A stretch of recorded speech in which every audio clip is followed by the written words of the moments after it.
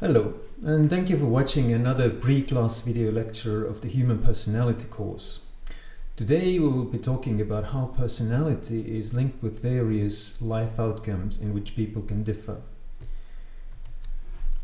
I would like to start with a point that was very ingeniously and thoroughly discussed in a recent paper by Thaler, Coney and Westphal, and a question they raise is that Maybe it is the case that general psychology is too much focused on explanation. What it practically means is that a lot of how psychology is done is experiments, which are carried out in very contrived experimental settings. And what this often results in, and what the goal of this approach is what could be maybe somewhat judgmentally labeled as toy models of mind, where we have maybe one explanatory variable and one variable that we want to explain, and if we're lucky enough we have maybe one or two mediators that link these two variables together. So explicitly this drive and this approach is parsimony. The idea is to have as few as possible significant findings out of many possible findings that we could consider. So the idea is to do as much as possible with as little as possible. And the question is much of this relevant for the real world behavior of people? Normally we don't actually know this because this is not the goal. It's not the goal to explain real world behavior, but to favor one theoretical concept over another theoretical concept by competing two or three very simple models of mind. And maybe it might even be impossible to predict the real world behavior from such simplistic models, when the idea is to get just a few significant findings. So what they discuss is, well, maybe we could also consider and explicitly and thoroughly consider an alternative route, which is to create models of mind which is specifically tailored to the prediction of real world behavior, rather than to test one or two specific competing hypotheses.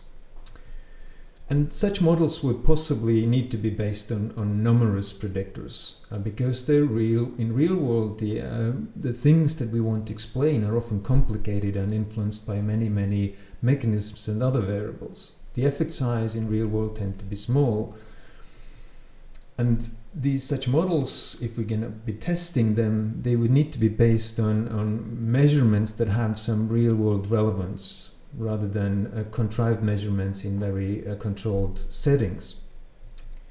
So if we take this approach, the explicit goal of such models is to predict something out of the specific sample where the model was created, and out with the specific experimental procedures or whatever methodologies we have used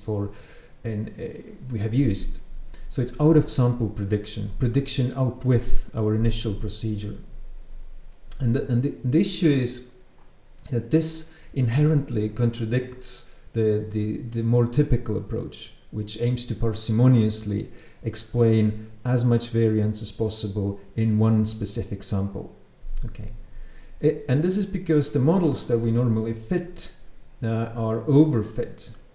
They're tailored specifically to the quirks of this particular sample that we are using, or the specific methodological procedure that we have applied.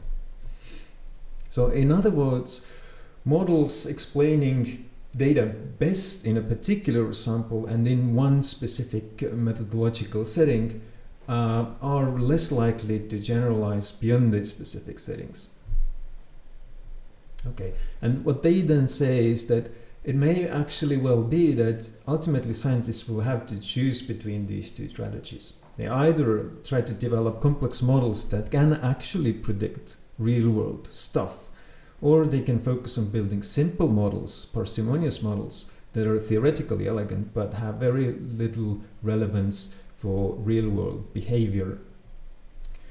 So yes, we have to decide in this case whether to prioritize explanation that seek to identify some abstract principles and some abstract rules, or just to focus on prediction and pretty much ignore any theoretical relevance of the models that we create to maximize prediction. Well, I think why I say this is that if we want to consider and at least give some chance to the second approach, then personality science is particularly well suited for such a prediction-based approach. And this is for a couple of reasons, and one of them is that personality is not unidimensional. It has many, many dimensions, so we inherently already have many variables to work with. So we can think of the personality trait hierarchy. It has many levels, and we can choose from them either more simpler ones, or if we tolerate more complexity, we can take really a huge number of variables. And the measurements that are typically taken of personality, they are designed to capture patterns in real-world behavior.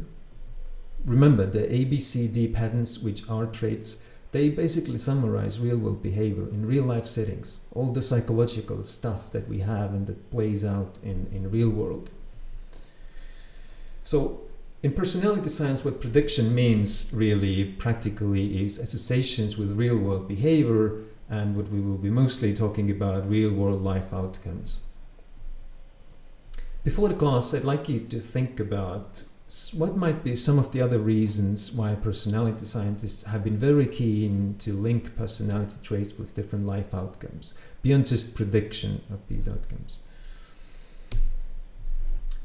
So what we will be doing in this lecture, we will be reviewing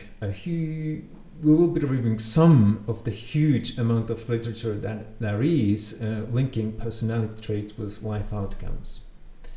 And before we start reviewing these associations, it might probably be sensible to think or calibrate our expectations for these correlations that we will see. Mostly, the correlations will be weak, and this is perfectly fine, because in real world, the outcomes, behavior, are linked with many, many different causes. So expecting any one variable to explain a huge amount of variance in anything that has real-world relevance, it might just be naive. Although I have to say, and you will probably see this, that the associations will be somewhat stronger when the outcomes are also based on the same methodology that we use for measuring personality, which is the self-report method. And this is because just that there is some measurement method overlap between how we measure personality and how we measure these outcomes. So in simple terms, those who overclaim some personality characteristics may also be the same people who overclaim the outcomes. So here is a sort of framework of thinking of the most important kinds of outcomes that we will be talking about. They're the arguably most important domains of life, such as education and socioeconomic status, anything related to career, then relationships and sort of behavior, politically and socially responsible or irresponsible behavior, and health and mortality. So starting from education. It really is a big deal when we think about it. People spend a huge amount of their time, a huge proportion of their time at school. It is just incredible if we think about how many years we actually spend in the educational system. And it is for a good reason, because education is a foundation for much of our later success in life. So how to measure education? Here we will be considering two groups of variables. One is the number of years that people spend at school or drop out of school, and the grade point average, which is a very stable characteristic of individuals throughout their educational curricula. And both of them predict later success at work and occupational status, so they are important variables in their own right. So this is the first study I'd like to present. It is done by Terry Moffat and colleagues. So in New Zealand, they have an ongoing study where they measure a large sample of kids when they were born, right after they were born, and have been following them up throughout their childhood and adolescence, and now in mid-adulthood. And in this study, they correlated these participants' childhood measurements of self-control with various later life outcomes.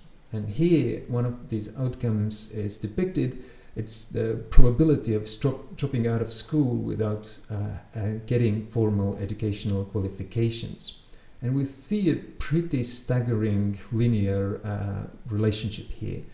So kids who had low self-control when they were kids, they were far, far more likely to drop out of educational system without qualification. So over 40% of those with very low childhood self-control dropped out, whereas the percentage was much lower among those with high self-control.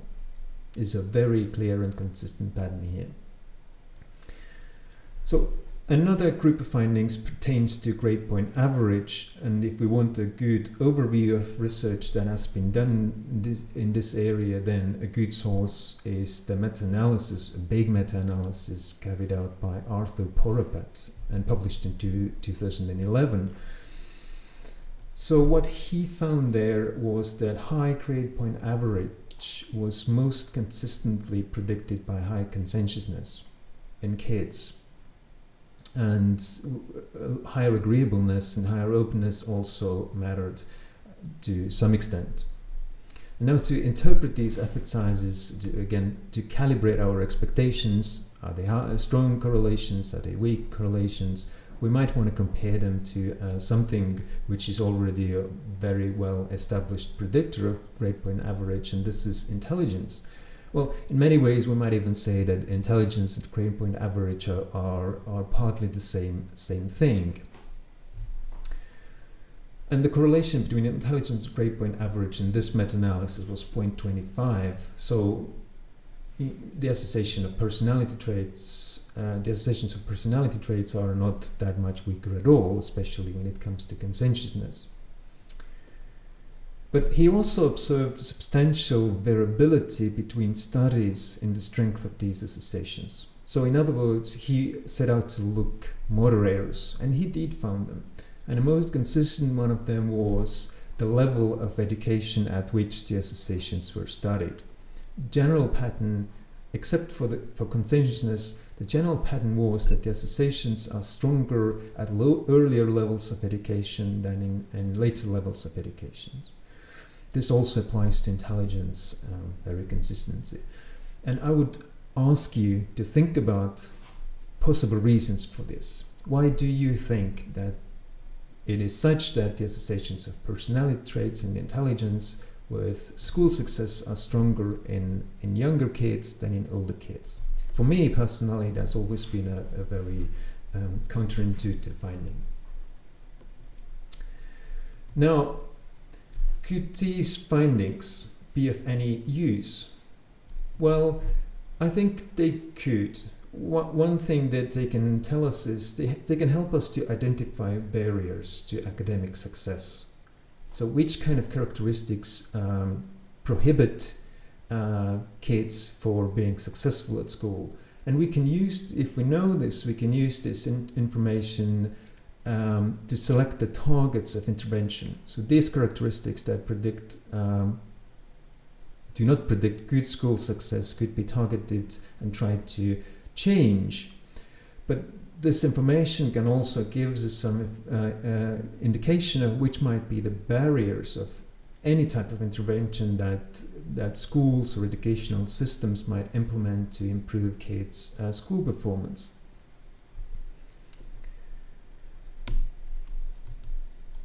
Also, another thing that we might think about as a potential use for these findings is, could we use personality traits and scores to identify some individuals for some purposes, such as we might start selecting students for particular educational streams based on their personality traits, especially this could be applied in higher levels of education. Another thing we could think about is whether this may help us to identify potential underperformance and and use this information to target them for with some sort of interventions. Obviously, this might have benefits, but it almost immediately might raise some ethical concerns in people. And I would invite you to think about this before the class again. Another way to think how personality intersects with education is not just that their ability, personality traits' ability to predict educational performance, but it's also the case that personality might be relevant in which educational streams students select themselves into. And one study that gives an indication of this compared the Big Five scores of students in different majors at uni.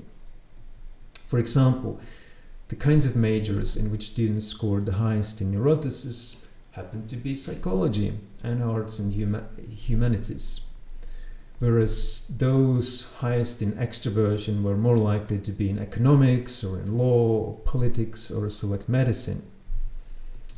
High openness was again in psychology students and arts and humanities students, but also among those who were studying politics. Agreeableness, low agreeableness, characterized those students who studied law, business, and economics, whereas conscientiousness was the lowest in arts and humanities students. So now, knowing this, you might think about whether these findings confirm your stereotypes about students of different majors in our university.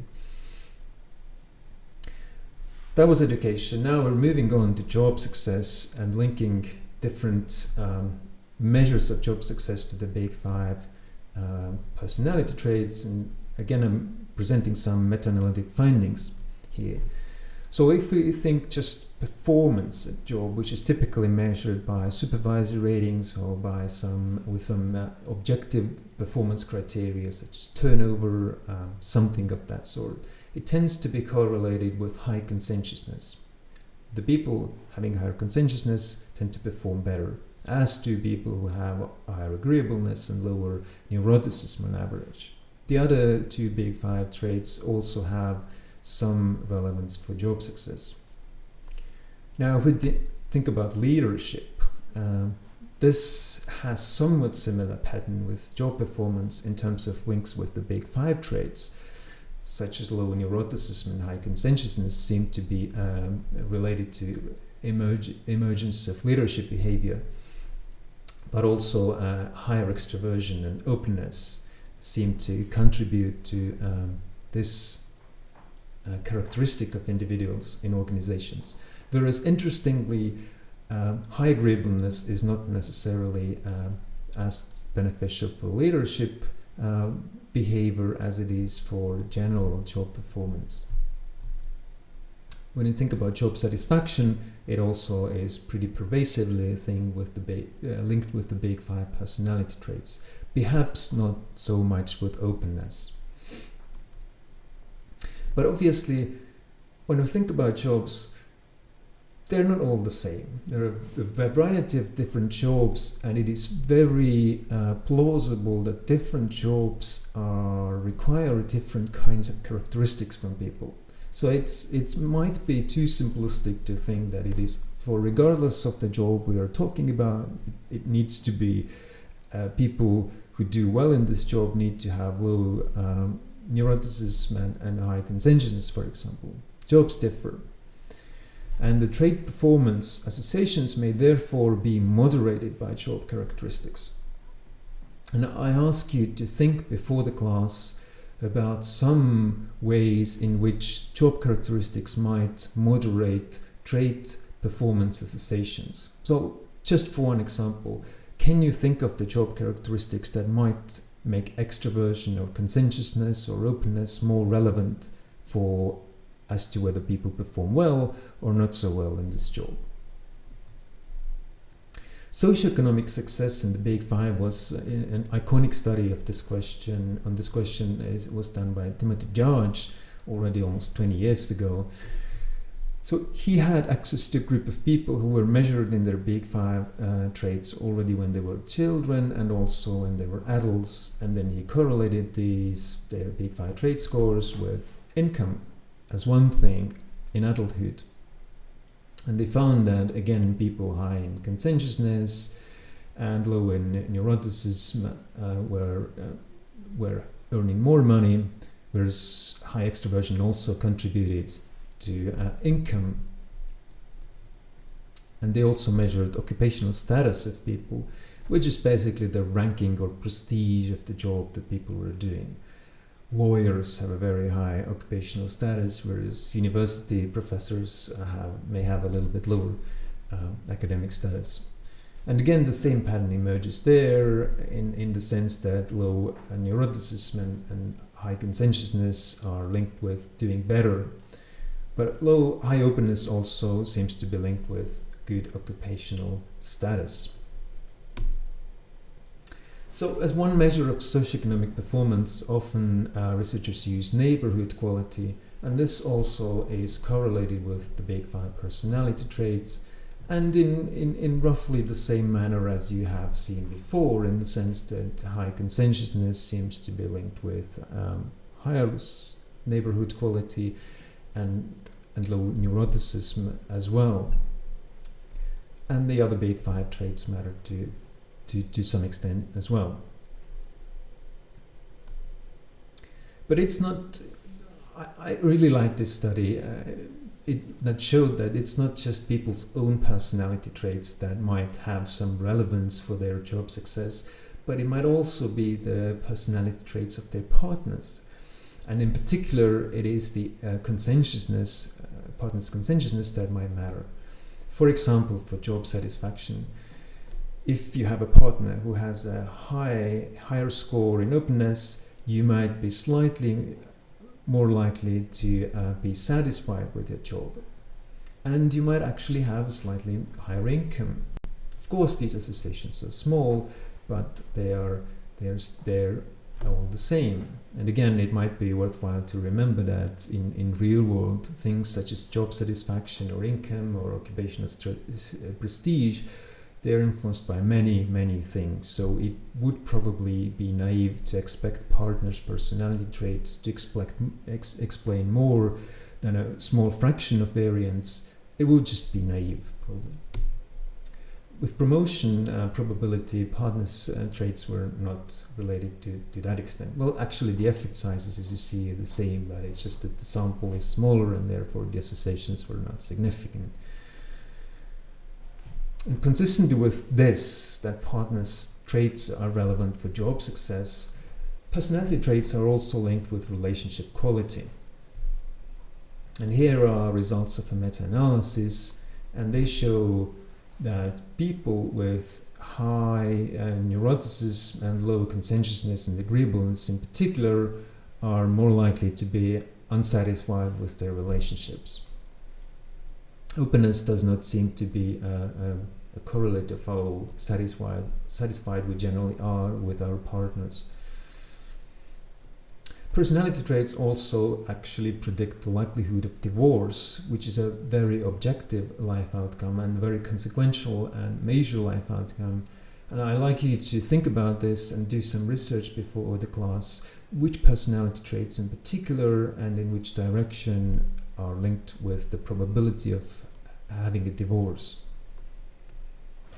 Well, one reason for why personality might be related to divorce is that it's correlated with short-term mating and promiscuous behavior.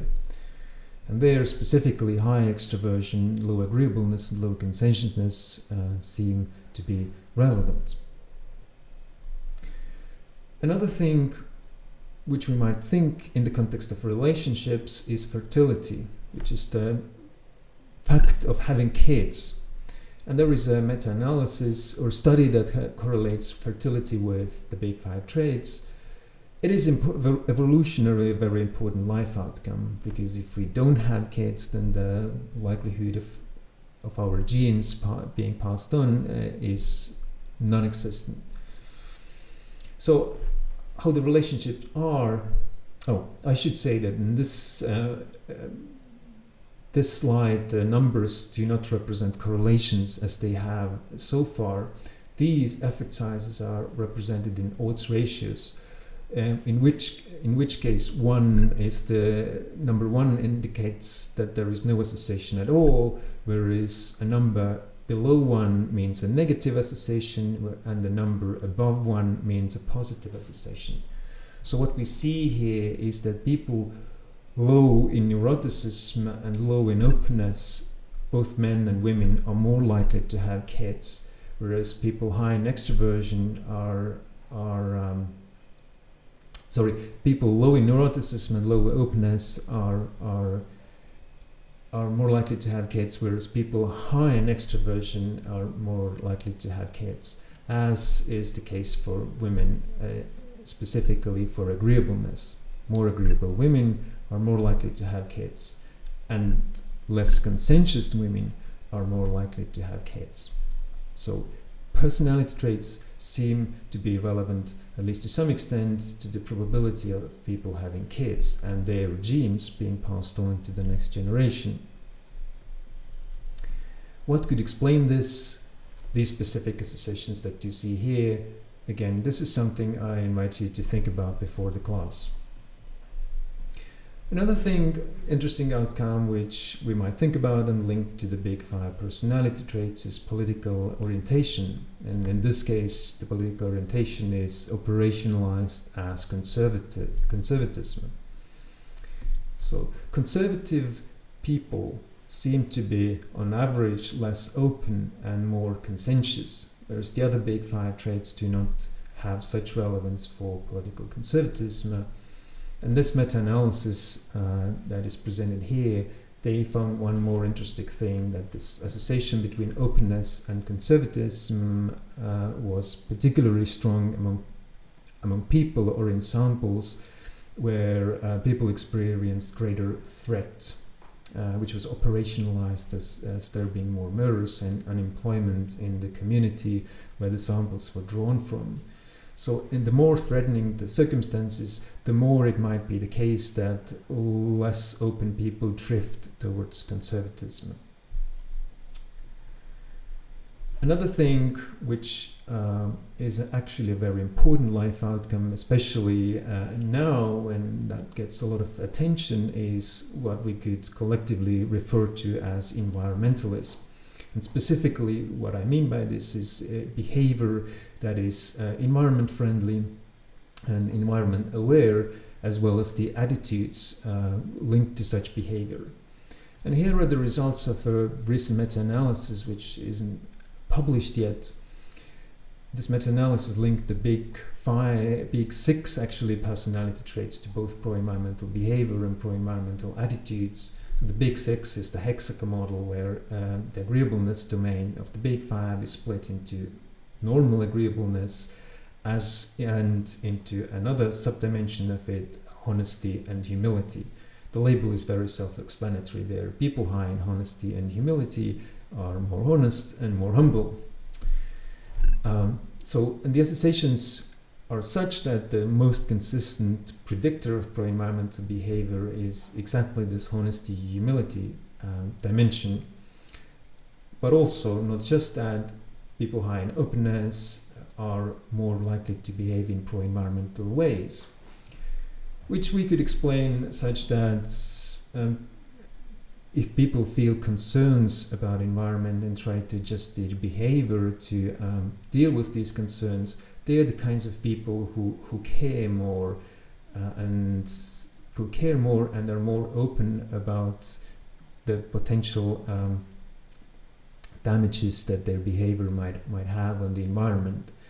Obviously, in many societies where pro-environmental behavior is strongly linked with political orientation might also matter here. So if less open people are more likely to be conservative, and more conservative people are likely to be less pro-environmentally behaving, then this association from political orientation carries over to this outcome as well. And the meta-analysis observed a very similar pattern for pro-environmental attitudes. So it is mostly honesty, humility, and openness that make people having more pro-environmental attitudes. So this is a place to remember that personality traits provide an organizing framework for various psychological phenomena, not studied just within personality psychology, but in various other domains as well. Because pro-environmental behavior and pro-environmental attitudes are something that other fields of psychology focus on, such as social psychology and conservation psychology. So the idea is that we have attitudes, which is a typical social psychology phenomenon, for example, and we can map this into personality dimensions. So personality is not just a personality thing, but it also provides a framework for other kinds of psychological phenomena. This is one key thing I want you to remember from this course. Another group of life outcomes which are very consequential for people are related to health. There are groups of health-related outcomes which we can separate.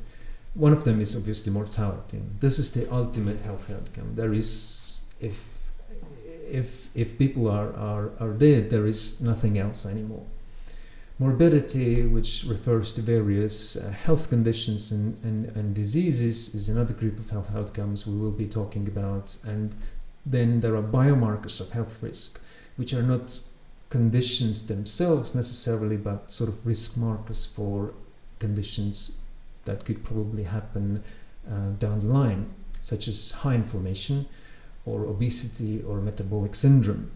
High blood pressure, metabolic syndrome combines high blood pressure and obesity.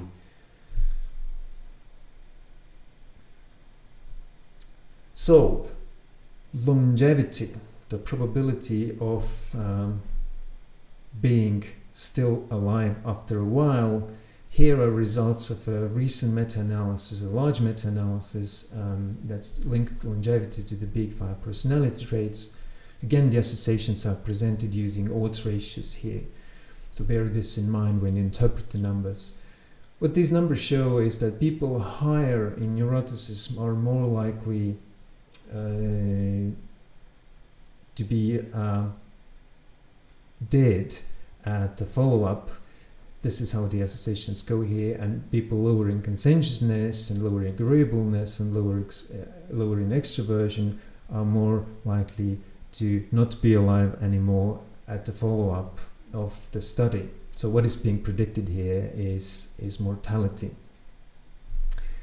If we think about longevity, we just have to reverse these numbers.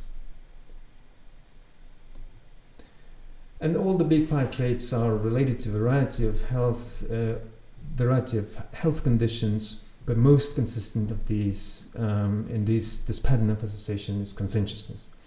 And look at this. In this table, you will see a range of different health conditions, and you will see that nearly all of them are correlated with low conscientiousness.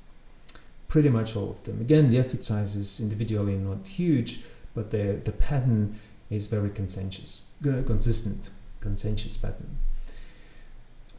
One example that wasn't in this table but is important is Alzheimer's disease or dementia, and here are results of a meta-analysis. This found that people high in neuroticism were more likely to develop dementia over time, whereas specifically people low in conscientiousness were also more likely. So people high in conscientiousness were less likely to develop Alzheimer's disease, as were people high in agreeableness and higher in openness.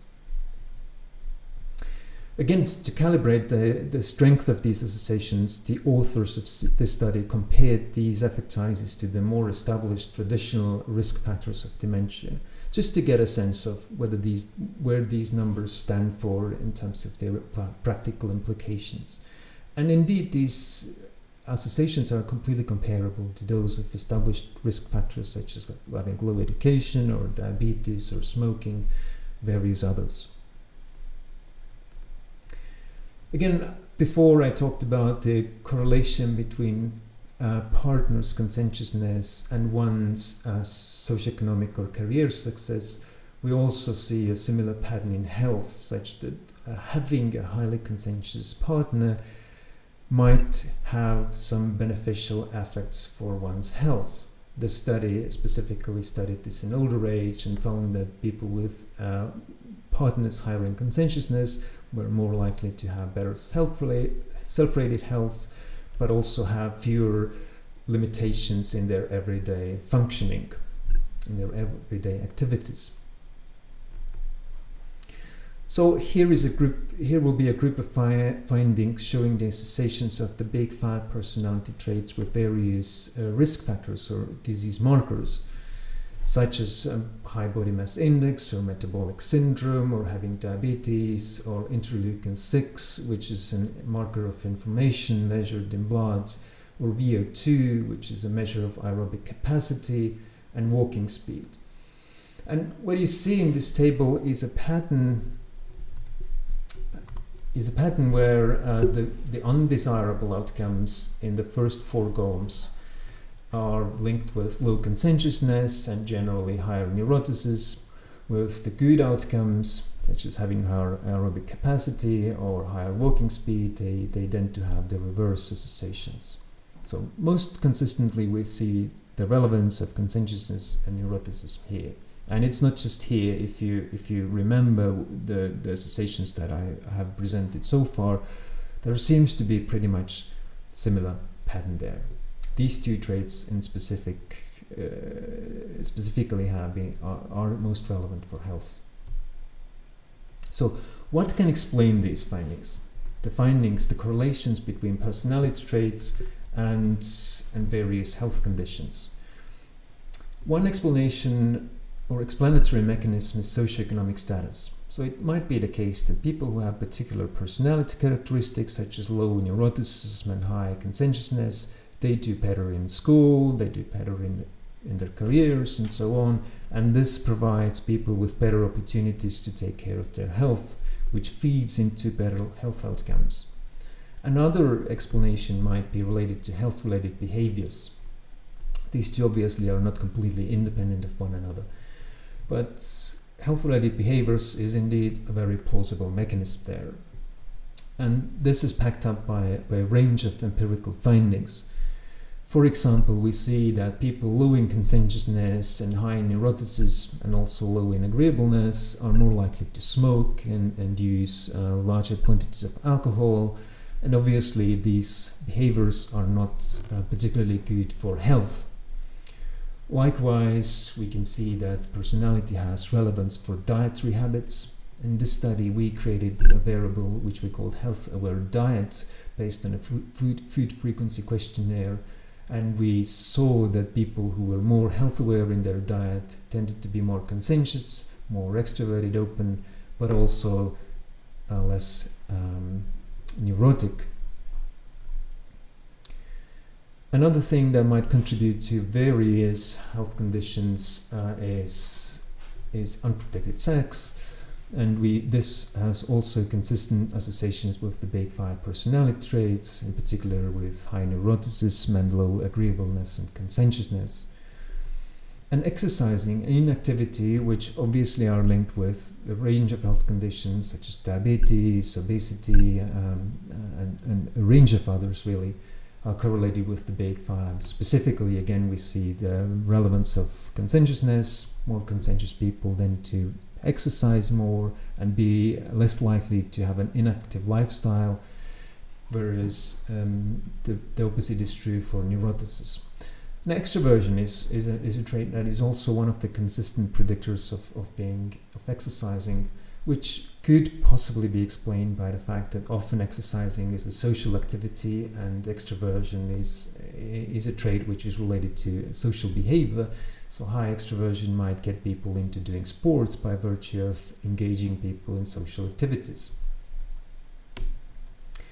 One mechanism that might also link personality, especially conscientiousness, with good health is that people higher in conscientiousness are more likely to listen to what their doctors say to them and adhere to the treatment regimes recommended by the doctors. So again, these associations they're nice to show, but the real question is, what use can they be?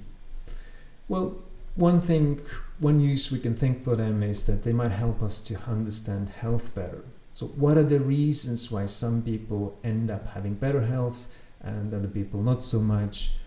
Another possible application of these findings might be just improving health. Maybe we can do something with the personality health associations to generally improve the health in the population. I invite you to think about these possibilities before the class, and we will discuss them in the class. One thing also I would like you to think about is replicability. So I'm totally sure it is not secret to you that many sciences, including psychology, have struggled with replicability. Many findings, especially those that were reported before this problem became more known, have not really been replicated in subsequent studies. How about replicability of personality outcome association? This seems to be a different story, but exactly how this is the case, please read a recent paper by Christopher Soto and about his Looper project, and we will discuss the findings in the class. So what we have learned so far is that the big five are consistent predictors of all sorts of life outcomes. Yeah? And I think this provides us a powerful narrative about how personality is linked and how personality, let's put it this way, how personality pans out in real life. And what is good about this narrative is that it's an easily communicable narrative, because the big five traits, as we've already discussed, are a very useful way of capturing personality in such a way that lay people can understand as well. We can talk about how personality matters using the big five in simple terms and in a way that people generally do understand. So, but now I think it's a good place to stop for a second and maybe hit the pause button and think, refer back and summarize the findings so far. Which are the most consistent predictors of variety of health, not just health outcomes, but variety of life outcomes that we have reviewed so far? And having done so, are there some systematic regularities by outcome domain in how big five traits are related to them? Think before this in the class, and we will discuss this in the class. Another thing we could think about is that, okay, we saw the correlations, we saw in various cases I compared the associations to some other relevant variables, but are these associations really strong enough to merit our attention? They seem to be weak, but as I said, in real life, outcomes are correlated with many mechanisms, many variables thereby.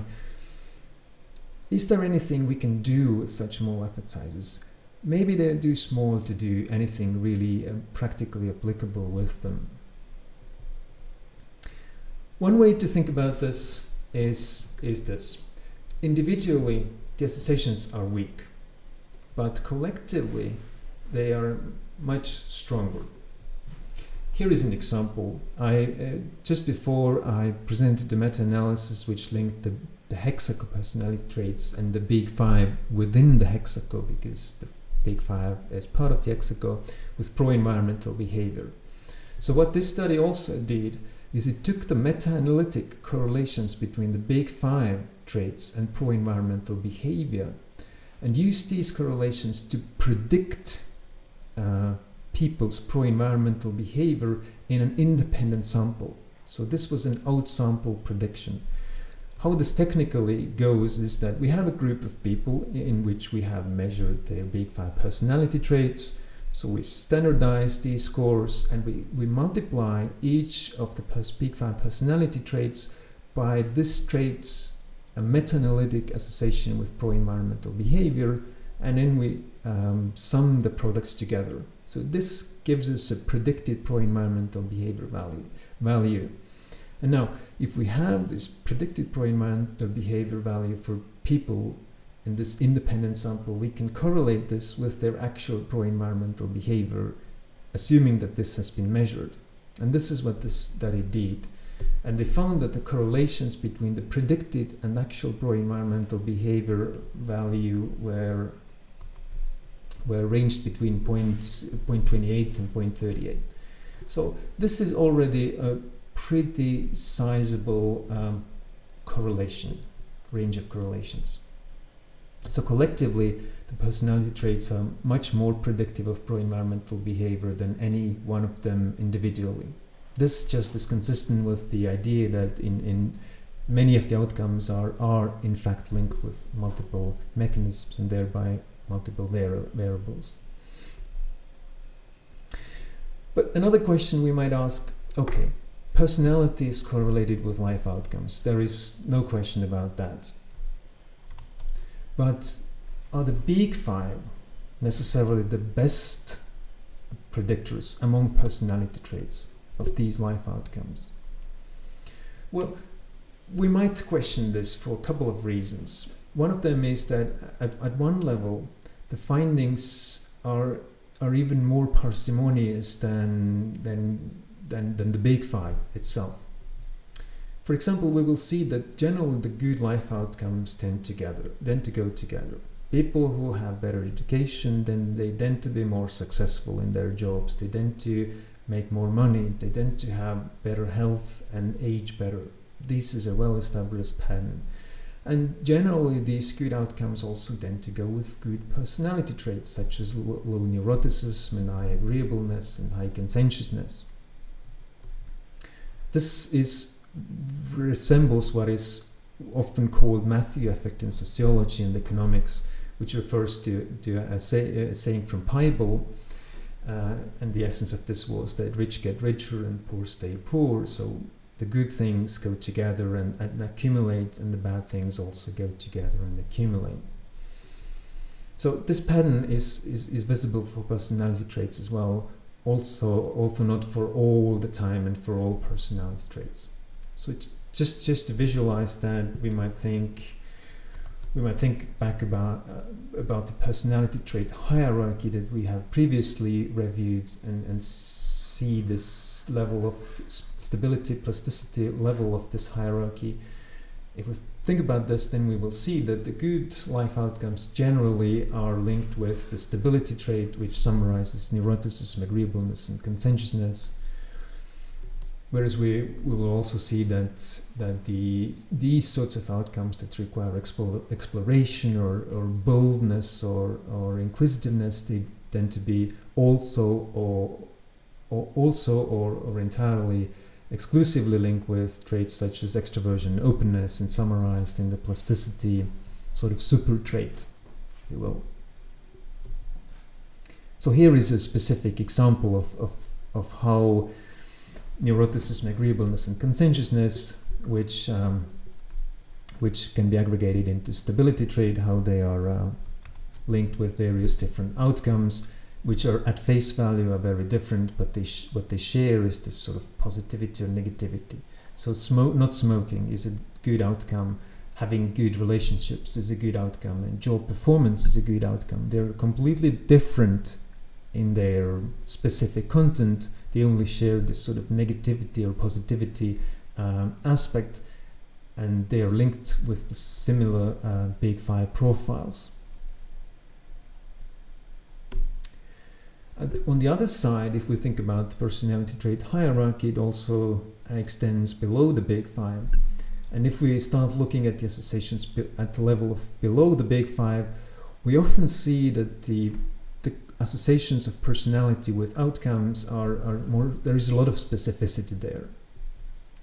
So just to illustrate this point, I have taken the facets of the NEO-PIR personality questionnaire, two domains, two of the big five domains really only, the neuroticism facets and extroversion facets, and I will show their correlation with various different outcomes. For one, aggression. We see that the aggression is not correlated with all of the facets of neuroticism. for example, it's correlated with angry hostility and depression and impulsiveness and vulnerability, but not at all with self-consciousness, and there is even in direction negative, also non-significant correlation with the anxiety facet. And you can see the similar variability across facets in extroversion facets in how they're linked with aggression. So people who are more aggressive, they tend to be less warm and have less positive emotions, but they might even be more assertive, and whereas the three other facets have no systematic association with aggression at all. So these are meta-analytic findings that are present in this column, so they are pretty reliable. In another example, we can link these 6 facets of neuroticism and 6 facets of extroversion to exam marks.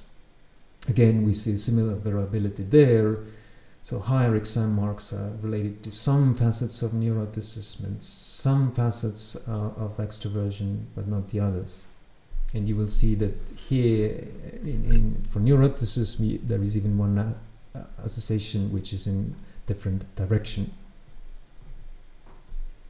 The same with job performance. We see this variability across facets in how it is linked with job performance. Or BMI, which is an example I've already presented a couple of times. Here we see, for example, that also BMI is correlated positively with neuroticism. This association can be almost entirely ascribed to just one facet of neuroticism, which is called impulsiveness. And for extroversion, there is again some facets have positive correlations, one has negative, and some have no correlation at all. So a way just to put a number of this, how much this actually matters in one specific example, what the meta-analysis on linking BMI and personality traits, the big 5 and the big 5 facets, did, they predicted BMI in an independent sample using facets and using domains, the big 5 domains. So they, exactly in the same way as I described before, how the meta-analysis, the study on pro-environmental behavior predicted pro-environmental behavior into an independent sample using exactly the same approach. But here the study compared the predictive ability of the big 5 traits and the predictive ability of the 30 facets of these big 5 traits.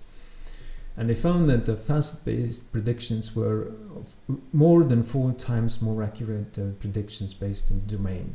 So it is a fairly dramatic additional amount of information that there is in the facets about BMI, and possibly also for various other outcomes. Test pattern that I reviewed before, where the associations are specific to facets, when we look at them at the level of facets, is not just specific to these few outcomes and facets that I showed you, but this is a fairly pervasive pattern. So what this means is that facets provide us more predictive accuracy on one level, but it also actually has implications for how we interpret causally or otherwise the associations of personality and outcomes. The reasoning for saying this is that if we have an association of some psychological phenomena with some other thing, say life outcome, then this association really has to be independent of how we have measured and or operationalized more broadly the personality traits.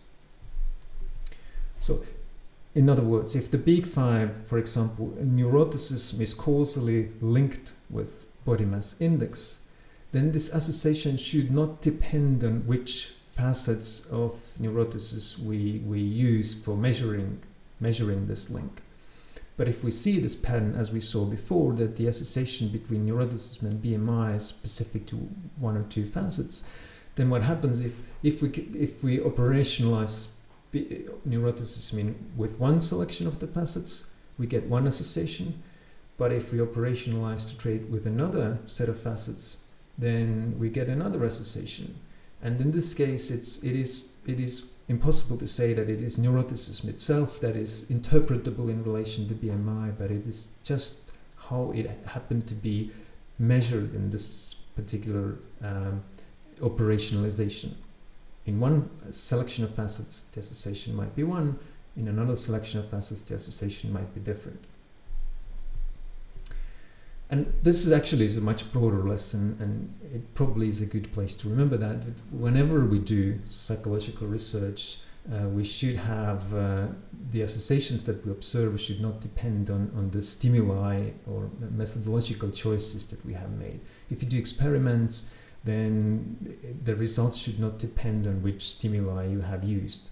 And that's a good advice to test this, is to use multiple different kinds of stimuli and see if the findings cross-validate or replicate across these different operationalizations. So that was about facets, but some of the findings might also be specific to just some nuances of the big five traits. So nuance is yet another layer of this personality personality hierarchy, and it's even below facets. There are more specific traits than facets. For example, this neuroticism BMI association actually seems to be specific to just one nuance, and this nuance refers to eating too much. In another study by Catherine Gale and colleagues, they studied extroversion in relation to frailty in older age, and when they really drilled into this association more, they saw that it was almost entirely driven by just one nuance that happened to be included in this operationalization of extroversion, and that was liveliness. In a study which actually was based on a dissertation done in this department a couple of years ago, we predicted 40 different life outcomes from the big five traits, and then 50 items that were used to measure these big five traits, and the items would be correspond roughly to nuances, and we found that on average for almost all of these 40 outcomes, the models based on nuances explain more variance in them, and on average the items conferred 30% more predictive accuracy than the big five domains alone. So this nuance specificity seems to be quite pervasive generally. And this is really, if we think about this, is really gets us back to the idea that I started with. This idea that we should always strive for parsimonious models may not always be the only approach that psychologists can take, and might not always even be the best approach that we can take, because the real world is much more complicated and many-dimensional. In real life, things are often caused by many other things, and simple models might not always get us as far as we would like to get in the end. This really makes this pattern of findings where we have the more sort of more specific traits giving us more accurate predictions. This really makes us face this bandwidth fidelity dilemma, take it seriously. The more if our aim is to predict more of the variance, to do more, then we are better off with having more complicated models. We're better off with focusing our attention to lower levels of the personality trait hierarchy. But this doesn't come free. It has a cost, because the more things we use in our models, the more complex the models are, and this means that the less the findings are interpretable and communicable, and also we need more statistical power to reliably observe these associations.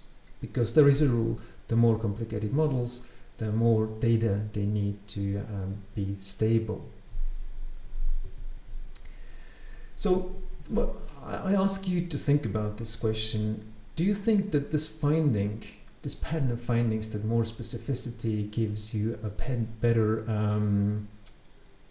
better result? Is it specific to personality science only, or is it general across all different fields of psychology? And here in this aspect of personality science, when we're predicting outcomes, it just makes it more visible and explicit. I think possibly the most important things about the personality outcome associations there are two of them. And the one is that they are pervasive, that they're just pervasive. Pretty much any outcome that you can think of is in one way or another linked with personality traits. Okay, and another thing is what is their general architecture? And the two aspects of the general architecture seem to be that at one level, at a very abstract level, or very high level of the personality trait hierarchy in specific terms, all good things seem to go together, and they seem to go together with good traits, such as low neuroticism and high agreeableness and high conscientiousness.